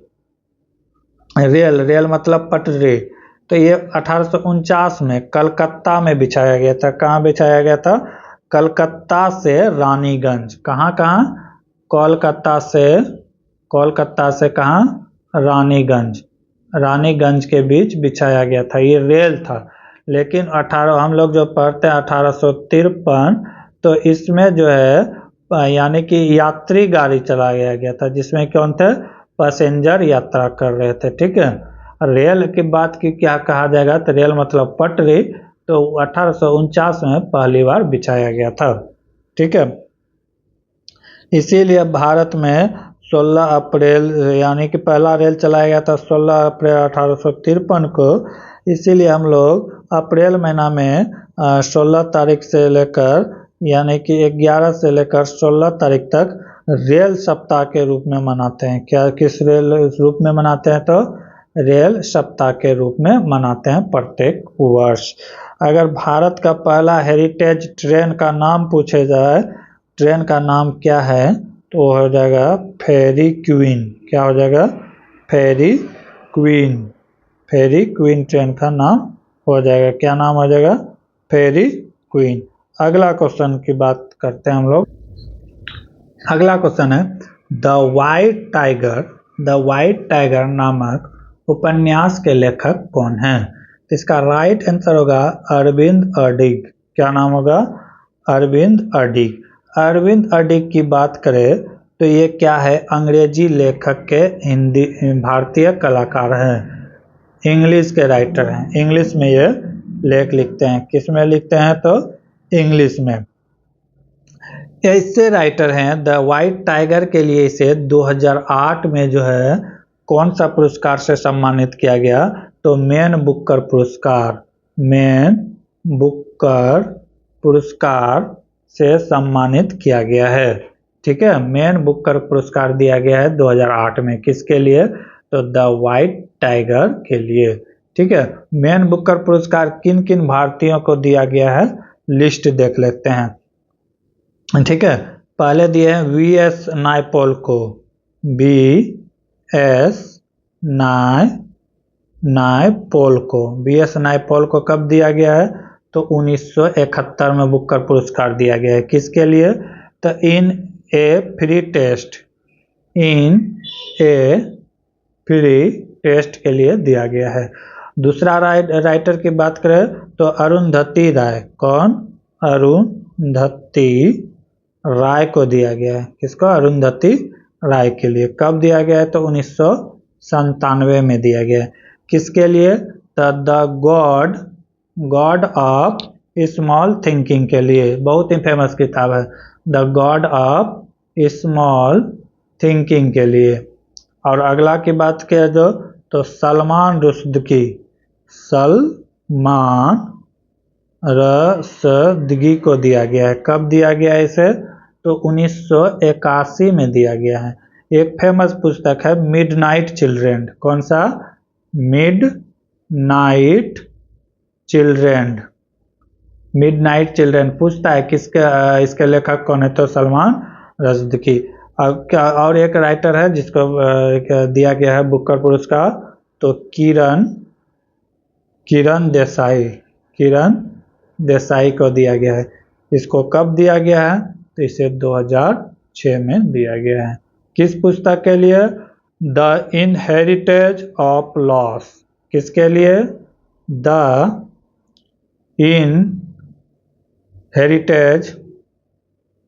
इनहेरिटेज ऑफ लॉस के लिए दिया गया है। तो ये सब आपको क्या मिला है? बुकर पुरस्कार मिला हुआ है। लेटेस्ट की बात करें तो 2008 वाला है। ठीक है, अगला क्वेश्चन। जय हिंद, स्वागत है भगत सिंह जी के क्लास में। हम लोग देख रहे थे प्रीवियस ईयर के क्वेश्चन पेपर, एनटीपीसी के प्रीवियस ईयर क्वेश्चन पेपर, जो कि आगामी 5 जून से जो एग्जाम होने वाले हैं उसके लिए बहुत ही रामबाण साबित होने वाले हैं। अगर इसका पीडीएफ लेना चाहते हैं तो हमारे channel, Telegram channel Bhagat Singh GK class से जुड़े, वहाँ पर सारा पीडीएफ उपलब्ध मिलेगा। आरपीएफ हो, एनटीपीसी हो, टेक्नीशियन हो और एलपी हो, सीबीटी 1, सीबीटी 2, सारा क्वेश्चन वहाँ पे उपलब्ध है। चलिए आज लेट न करते हुए हम लोग देखते हैं अगला आज का पहला क्वेश्चन। 36 नंबर तक क्वेश्चन हम लोग पिछले क्लास में देख चुके थे, आज देखेंगे 37 नंबर क्वेश्चन से आगे। क्वेश्चन क्या कर रहा है? आर्यन को एक कार्य को पूरा करने में विपिन से दुगुना समय लगता है। क्या कर रहा है? आर्यन है और ये विपिन है, तो क्या क्या आर्यन का विपिन से दुगुना समय लगता है। अगर विपिन 1 घंटा में करता है तो आर्यन कितने घंटा में करता है? 2 घंटा में करता है। ठीक है, ये समय की बात है। ये क्या है? समय की बात। अगर यही क्षमता की बात करेंगे तो रेशियो पलट जाएगा, 1:2 हो जाएगा। 1:2 क्या हो जाएगा? 2। ये समय का क्षमता का यानी कि अपोजिट होता है। ठीक है, अब क्या कर रहा है? वे दोनों मिलकर किसी कार्य को 2 दिन में पूरा कर सकता है। ये दोनों मिलकर क्या कर रहा है कि आर्यन और विपिन दोनों मिलकर 2:1 होके दोनों मिलकर किसी कार्य को 2 दिन में समाप्त कर सकता है। इसका तो पूछ रहा है कि विपिन अकेले उस कार्य को कितने दिन में करेगा। विपिन उस कार्य को कितने दिनों में करेगा। विपिन का क्षमता क्या है? 1। तो क्या हो जाएगा? अच्छा ठीक है, तो यहाँ पे 3 इकाई मान लेते हैं। 3 इकाई का वैल्यू कितना है? 2 डेज। ठीक है, और हमें चाहिए क्या? 2 इकाई, क्योंकि इसका रेशियो क्या है? क्षमता 2 है। विपिन का क्षमता क्या है? तो 2 बराबर क्या हो जाएगा? तो 2 बराबर क्या हो जाएगा? 3 × 2/2। 2 हो जाएगा कैंसिल, इक्वल टू 3 डे। यानी कि विपिन जो है अकेला कितने दिनों में कार्य कर देगा? तो 3 दिन में कर देगा। ठीक है, option number 3 is the right answer. अगले क्वेश्चन की ओर बढ़ते हैं। तो अगला क्वेश्चन है P/Q के रूप में 0.037 पर पावर बार का रूपांतरण क्या होगा। जब इस टाइप का सवाल आए, बार वाला क्वेश्चन आए, तो किस तरह बनाना है? 0.37 इसके ऊपर बार है। ध्यान से देखना है कि कितने ऊपर के लकीर यानी कि डिजिट के ऊपर बार दिया हुआ है। तो कितने अंक के ऊपर बार दिया हुआ है? तो 3 अंक यानी कि 2 अंक के ऊपर दिया हुआ है। ठीक है, तो इसमें क्या करते हैं कि दशमलव से पहले, दशमलव के बाद जितना अंक है उसको लिख देते हैं। 3037 लिख दिए। ठीक है, अब दशमलव के बाद जितना अंक है उसको माइनस कर देते हैं। दशमलव के बाद जितना अंक है उसको क्या कर देते हैं? माइनस कर देते हैं। और जितने अंक में बार है उतना 9 लिखते हैं। जितने अंक में बार है, 2 अंक में बार है तो 2 9 लिखेंगे। ठीक है, अब जितने अंक में बार नहीं है उतना जीरो बैठा देंगे, तो एक अंक के ऊपर बार नहीं है तो एक जीरो बैठा देंगे, तो एक क्या हो जाएगा 37 में जीरो हो जाएगा तो 37 और नीचे हो जाएगा 990। ठीक है, इस तरह का क्वेश्चन आता है और ये पूछा भी जाता है, तो इस तरह आप इसको सॉल्व कर सकते हैं। पहले क्या करना है, जितने अंक में बार है उतना 9 बैठाएंगे और जितने अंक में नहीं है उतना जीरो। मान लेते हैं यहाँ पे और एक जीरो रहता तो और एक अंक होता। ठीक है, तो इस तरह हम सॉल्व कर सकते हैं। ठीक है, बढ़ते हैं अगले क्वेश्चन की ओर। अगला क्वेश्चन है प्रथम पंचवर्षीय योजना डैश में भारत सरकार ने देश की अर्थव्यवस्था को गरीबी के चक्र से बाहर निकालने संबंधित प्रयास किए गए हैं। प्रथम पंचवर्षीय योजना पूछा है। ठीक है, तो प्रथम पंचवर्षीय योजना का कार्यकाल कब था, तो 1951 से 56। प्रथम पंचवर्षीय योजना का कार्यकाल क्या था, तो 51 से 56। अगर प्रथम पंचवर्षीय योजना की बात किया जाए तो ये क्या था, सफल था। क्या था, सफल था। ठीक है, अगर इसमें पूछा जाए कि क्या चीज़ में ध्यान दिया गया था, तो कृषि में ध्यान दिया गया था, कृषि में प्राथमिकता दी गई थी। क्यों, क्योंकि उस समय भारत में बहुत ज़्यादा भूखमरी थी, तो पहले भूखमरी दूर करेगा तभी तो आदमी को रोजगार दिया जाएगा, तो ये कृषि में ध्यान दिया गया था। ये पंचवर्षीय योजना, प्रथम पंचवर्षीय योजना किसने, यानी कि इसका कौन था, क्या कहते हैं, किसके सरकार में, तो जवाहरलाल नेहरू, जवाहरलाल नेहरू थे उस समय भारत के प्रधानमंत्री। ठीक है, अगर इसे पूछा भी जाता है कि ये प्रथम पंचवर्षीय योजना किस मॉडल पर आधारित है, तो हेराल्ड मॉडल पर। किस मॉडल पर, हेराल्ड मॉडल पर आधारित है, हेराल्ड डोमर मॉडल पर आधारित है। अगर द्वितीय पंचवर्षीय योजना की बात करें तो द्वितीय पंचवर्षीय 1956 से लेकर 1961 तक का है। ठीक है, द्वितीय वर्ष पंचवर्षीय योजना में उद्योग धंधा में ध्यान दिया गया था। किसमें, उद्योग धंधा में। राहु केला हो गया, क्या कहते हैं, फिर सेल वेल, ये सब जो जितना भी यानी कि टाटा फाटा देख रहे हैं जो लोह उद्योग, ये द्वितीय पंचवर्षीय योजना में स्थापित किया गया है। ठीक है, अगले क्वेश्चन की ओर बढ़ते हैं। अगला क्वेश्चन क्या है, प्रत्येक तत्व का एक नाम और एक होता है, डैश होता है, क्या होता है, तो एक अद्वितीय रासायनिक प्रतीक होता है। एक क्या होता है, एक अद्वितीय रासायनिक प्रतीक, जैसे मरकरी, मरकरी। ठीक है, मरकरी का अगर संकेत पूछे तो क्या होता है, Hg होता है। तो यही चीज के बारे में बात कर रहे हैं। जैसे सोना, सोना हो गया, उसका क्या होता है, Au होता है। तो ये जो है ना, Au सिर्फ सोना के लिए प्रयोग होगा और किसी के लिए नहीं होगा, तो एक अद्वितीय रासायनिक प्रतीक होता है, ऐसा करा है। जैसे लेड, लेड यानी कि शीशा, शीशा के लिए क्या प्रतीक होता है, तो Pb होता है। उसी तरह सोडियम ले लेंगे, सोडियम के लिए क्या प्रतीक होता है, तो Na। अगर पोटेशियम ले लेंगे तो पोटेशियम ले लेंगे तो इसके लिए K होता है। सिल्वर ले लेंगे तो सिल्वर के लिए क्या होता है, Ag होता है। कंफ्यूज नहीं होना है, Ag सिल्वर के लिए होता है और सोना के लिए Au होता है। और फिर क्लोरीन ले लेंगे तो क्लोरीन के लिए क्या होता है, Cl होता है। तो ये नाम है कि अद्वितीय, Cl सिर्फ क्लोरीन के लिए आएगा और बाकी किसी तत्व के लिए नहीं आएगा। यही क्वेश्चन में कह रहा था। अगला क्वेश्चन की ओर। अगला क्वेश्चन है, संसदीय प्रणाली में राष्ट्रपति द्वारा विधायी, न्यायिक एवं आपातकालीन शक्तियों का प्रयोग वास्तव में किसकी सलाह से किया जाता है, तो ये जो है जितने भी हैं सलाह, यानी कि राष्ट्रपति अपने मन से नहीं, तो ये मंत्री परिषद के सलाह से ही कर सकता है। ठीक है, किसके सलाह से, तो मंत्री परिषद। मंत्री परिषद जो 74 में वर्णन है। ठीक है, जिसका प्रधान कौन होता है, तो PM होता है, प्रधानमंत्री होता है मंत्री परिषद। ठीक है, अगर बात करें कि एक कौन से संविधान में वर्णन है, तो 53 में, 53 में इस बात का वर्णन है कि राष्ट्रपति जो है क्या कहते हैं कि किसी भी कार्यपालिका शक्ति से संबंधित पावर किसके पास है, तो राष्ट्रपति के पास है। आर्टिकल 74 के 1 की बात करें, 74 के 1 की बात करें, तो राष्ट्रपति अपने प्रयोग यानी कि जो भी अधिकार लेगा तो उस किसके सहयोग से, तो वो मंत्री परिषद के सहयोग से, मंत्री परिषद के सलाह से करेगा। ये किस चीज में वर्णन है, तो 74 के ए में वर्णन है।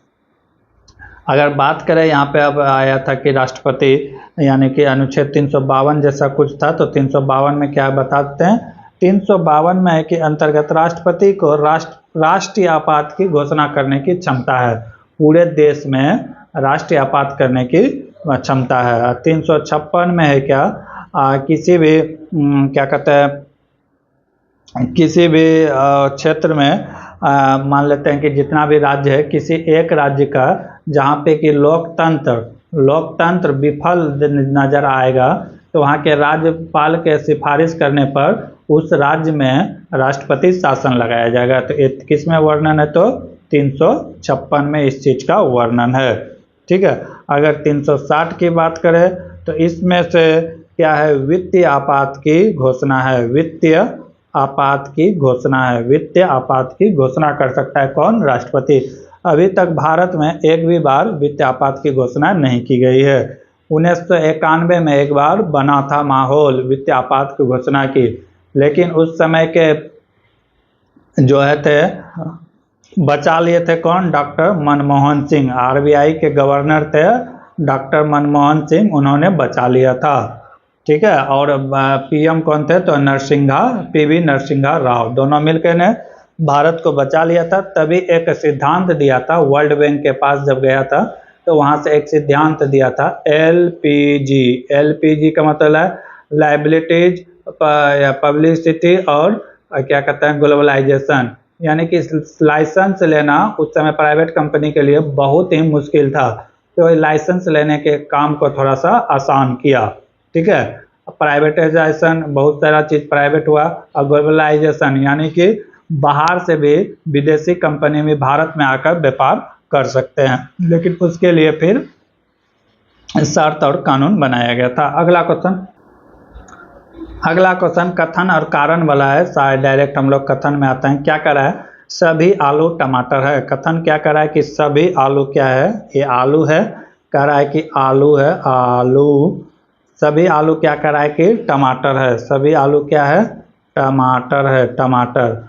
और आगे क्या कर रहा है, सभी टमाटर प्याज है, यानी कि सभी टमाटर क्या है, प्याज है, सभी टमाटर क्या है, प्याज है, सभी टमाटर क्या है, प्याज है, ऐसा बोल रहा है। अब निष्कर्षण क्या कर रहा है कि सभी प्याज टमाटर है, सभी प्याज जो है टमाटर है, तो एक गलत है, पहला क्या है, गलत है, सभी प्याज टमाटर नहीं है, भलो सभी टमाटर प्याज है। ठीक है। यहाँ जो प्याज है ये टमाटर है नहीं, टमाटर का एरिया तो फिक्स है, ये वाला ही है, यहाँ तक ही है प्याज टमाटर, बाकी ये तो प्याज ओनली प्याज है। अगला क्या कर रहा है कि सभी आलू प्याज है, सभी आलू प्याज है, बिल्कुल सही है क्योंकि आलू तो इसी के अंदर है। तो दूसरा क्या है, दूसरा सही है, पहला क्या है, पहला गलत है। तो क्या हो जाएगा, केवल 2 निष्कर्षण सही है। अगला क्वेश्चन की ओर बढ़ते हैं। अगला क्वेश्चन है, भारतीय राष्ट्रीय कांग्रेस, इंडियन नेशनल कांग्रेस, इनमें से किस अधिवेशन में पहली बार राष्ट्रगान गाया गया था। तो राष्ट्रीय गान की बात किया जाए तो पहली बार 1911 कलकत्ता अधिवेशन में गाया गया था राष्ट्रीय गान। अगर इसकी अध्यक्षता की बात करें तो कौन किया था, विशन नारायण धर के द्वारा अधिवेशन की गई थी। ठीक है। किसके द्वारा, विशन नारायण धर के द्वारा किया गया था। अगर इसकी बात करें कि राष्ट्रीय कांग्रेस की स्थापना किसने किया था, तो एयू होम के द्वारा इसकी स्थापना कब की थी, 28 दिसंबर 1885 को किया गया था। ठीक है। कब किया गया था, 28 दिसंबर 1885 के। सूरत अधिवेशन 1907 में हुआ था। अगर सूरत अधिवेशन की बात करें तो इसकी अध्यक्षता किसने किया था, तो रास बिहारी बोस ने किया था। किसने किया था? रास बिहारी बोस घोष ने किया था। घोष, रास बिहारी घोष के द्वारा किया गया था। अगर सूरत यहाँ पे क्या होता है कि अंग्रेज का क्या होता है, कांग्रेस का क्या होता है, विभाजन हुआ था। अगर 1916 की बात करें जो लखनऊ में हुआ था, इसकी अध्यक्षता कौन किया था? तो इसकी अध्यक्षता किया था अंबिका चरण मजूमदार। कौन? अंबिका चरण मजूमदार किया गया था। अगर 2017 की कलकत्ता के अधिवेशन की बात किया जाए तो ये एनी बेसेंट के द्वारा किया गया था। किसके द्वारा? एनी बेसेंट के द्वारा किया गया था। ठीक है। भारत की पहले यानी कि जो था ये महिला थी, जो भारत के कुल अधिवेशन में 3 महिला हुए थे। ठीक है। अगर कोई भारतीय महिला की बात करेगा तो 1925 में किए थे। कौन? 1925 के अधिवेशन में महिला अध्यक्ष द्वारा किया गया था। अगला क्वेश्चन की ओर पहला आज क्वेश्चन है 44 नंबर क्वेश्चन है, गांधी जी डैश के खिलाफ के अभियान प्रेस पर ब्रिटिश सेंसेसिस और पेशी के बिना नज़रबंदी के जवाब में था।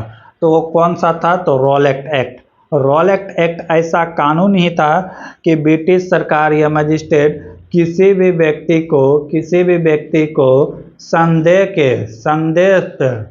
ठीक है, कि ये आतंकवाद है या देशद्रोही है, इस संदेह के आधार पर उसे गिरफ्तार कर सकता था। वो भी गिरफ्तारी कैसा? तो अनिश्चितकालीन। ठीक है। कोई बेल नहीं।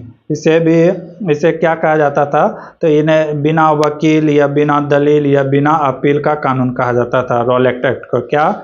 बिना वकील, यानी कि कोई भी वकील से बात नहीं कर सकते हैं। बिना वकील, बिना दलील, कोई सुनवाई नहीं, और बिना अपील। कहीं भी आप जैसे कलकत्ता हाई कोर्ट गिरफ्तार किया तो दिल्ली सुप्रीम कोर्ट में आप अप्लाई नहीं कर सकते थे। इस तरह का कानून था रॉलेट एक्ट।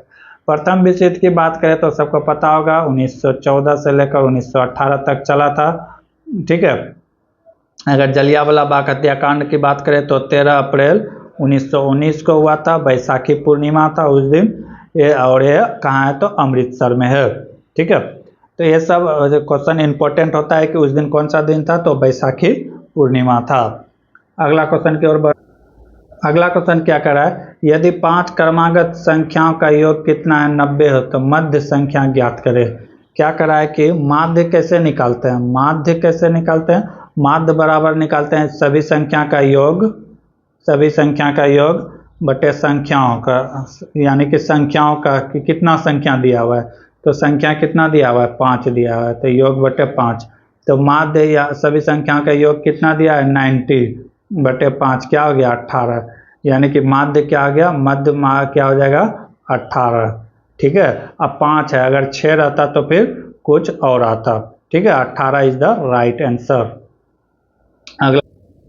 अगला क्वेश्चन है, अनीता और विनीता 1950 रुपये की राशि को आपस में 6:7 के अनुपात में विभाजित करता है।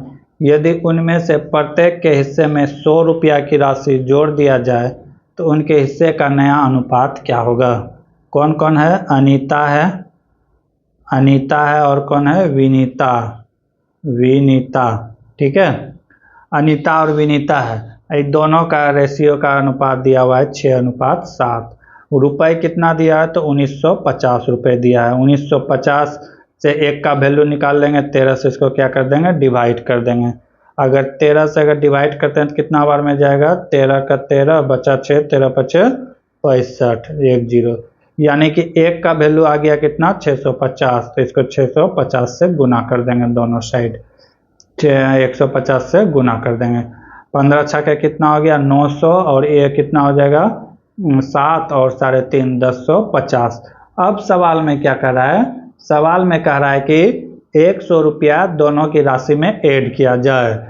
100 रुपया ऐड कर दिए थे, कितना हो गया? 1000, और इसमें ऐड कर देंगे तो कितना हो जाएगा? 1150। 100 रुपया ऐड कर देंगे तो 11 से कितना हो जाएगा? 50। अब इसी दोनों का रेशियो पूछा है, निकाल देंगे। 1 0 से 1 0 कैंसिल, इधर बचा 100, इधर बचा 115। तो ये कितना बार में जाएगा? 20 से 5 बार में, ये 5 से जाएगा 23 बार में। तो रेशियो क्या हो गया 20:23।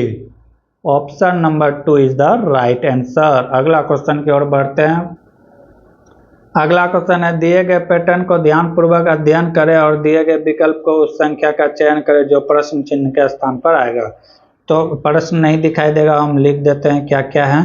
यहाँ पे 4 है, यहाँ पे 5 है, यहाँ पे 29 है, और यहाँ पे क्या है, यहाँ पे 6, 7 और 55, और इसमें क्या है, इसमें 8, 9 और यहाँ पे वाट। ठीक है, तो पूछा है कि क्या होगा, क्या किया गया है सवाल में, ये पहले कंफर्म करते हैं।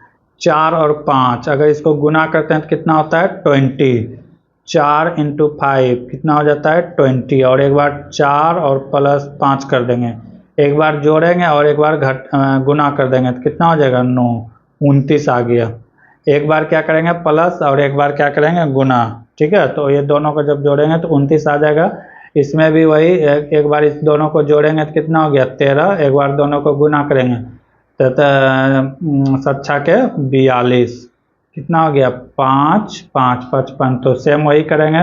8 में कितना हो गया 72, एक बार गुना कर देंगे एक बार जोड़ेंगे, 8 दूना 16, 1 17 हो जाएगा। तो जोड़ देंगे कितना हो गया 9, और 9 1 कितना हो जाएगा 10। 109 इज द राइट आंसर। 109, 8 नाम 72 होगा ना, ये क्या लिख दिया है 72 होगा।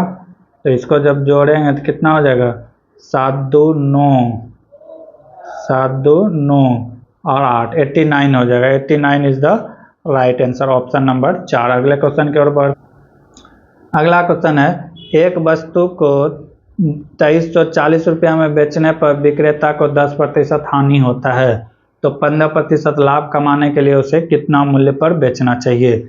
अगर कोई भी वस्तु का सीपी जो होता है क्या होता है 100% होता है।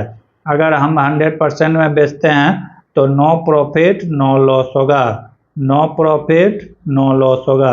लेकिन कह रहा है कि 10% की हानि हुई है, यानी कि 10% कम में बेचेंगे। कितना में बेचेंगे 90% में। 90% का वैल्यू कितने के बराबर है तो 2340 रुपये के बराबर। लेकिन अब क्या कर रहा है कि हमें प्रॉफिट चाहिए। प्रॉफिट कितना चाहिए तो 15%। जब 100% कोई चीज़ का कॉस्ट प्राइस होता है तो इससे अगर ज़्यादा में बेचेंगे तो फिर प्रॉफिट होगा, अगर इससे कम में बेचेंगे तो क्या हो जाएगा लॉस होगा। तो यानी कि 15% प्रॉफिट का मतलब कितना 115%। 115% का वैल्यू क्या होगा, मान लिया x, कर देंगे क्या क्रॉस मल्टीप्लाई, क्या कर देंगे क्रॉस मल्टीप्लाई। तो x बराबर क्या हो जाएगा 115 गुना 2350 बाई 9। इसको कटा देंगे जो आएगा राइट आंसर होगा। इसको कटा देते हैं तो 1 0 से 1 0 कैंसिल हो जाएगा, 1 0 से 1 0 कैंसिल हो जाएगा। 9 से कटेगा 3 बार में, तो ये कितना बार में कटेगा 9 से 3 से नहीं कटेगा, 5 से कटेगा, 3 3 9 नहीं कटेगा। तो इस इधर कटा के देखते हैं 9 दूना 18 बचा 5, हाँ इधर कट जाएगा। 9 दूना 18 बचा 5, 9 6 के 54, 26 गुना क्या करेंगे 115 करेंगे। 26 गुना 115 करेंगे तो कितना हो जाएगा 2990 हो जाएगा। कितना हो जाएगा 2990 is the right answer. Option number 2 is the right answer. अगला क्वेश्चन की ओर। अगला क्वेश्चन है यदि लोग को एक संसाधन के रूप में उपयोग नहीं किया जाता है तो स्वाभाविक रूप से अर्थव्यवस्था के लिए डैश के रूप में प्रकट किया जाता है, देयता के रूप में। किसके रूप में, देयता के रूप में प्रकट किया जाता है। अगला क्वेश्चन है विश्व पर्यावरण दिवस कब मनाया जाता है। तो विश्व पर्यावरण दिवस कब मनाया जाता है तो 5 जून को मनाया जाता है। कब मनाया जाता है 5 जून को। इसका मतलब क्या है कि पर्यावरण का संरक्षण करना है। ये कब से मनाया जाता है तो 1974 से। 1974 से संयुक्त राष्ट्र संघ के द्वारा पहली बार विश्व पर्यावरण 5 जून को मनाने की घोषणा किया गया था। ठीक है, इससे ये पर्यावरण का मतलब है कि पेड़ पौधे लगाना चाहिए, जैसे प्रदूषण को कम करना चाहिए, इन्हीं सब बातों में बात होता है। ठीक है, अगर अभी बात किया जाए कि पर्यावरण विश्व सम्मेलन जो हुआ था 1972 में ये पूछा जाता है कि विश्व पर्यावरण सम्मेलन कब हुआ था, तो 1972 में। ये कहाँ हुआ था, तो स्वीडन की राजधानी स्टॉकहोम में। स्वीडन की राजधानी कहाँ, स्टॉकहोम में। अगर उस समय की बात करें 1972 के, उसमें कितने देशों ने भाग लिया था, तो 119 देश ने विश्व पर्यावरण सम्मेलन में भाग लिया था। ठीक है, अगर बात करें 31 मई की बात, कौन सा दिवस मनाया जाता है, तो 31 मई को विश्व तंबाकू निषेध दिवस मनाते हैं। क्या मनाते हैं, विश्व तंबाकू निषेध दिवस के रूप में हम लोग मनाते हैं। अगर 12 अप्रैल की बात करें तो 12 अप्रैल को अंतर्राष्ट्रीय मानव अंतरिक्ष उड़ान दिवस के रूप में मनाते हैं। क्या, अंतर्राष्ट्रीय मानव अंतरिक्ष उड़ान दिवस के रूप में मनाते हैं। 30 सितंबर को किस रूप में मनाते हैं, ये आप लोग कमेंट्स में बताइएगा। 30 सितंबर को कौन सा दिवस मनाते हैं। अगला क्वेश्चन की ओर बढ़ते हैं।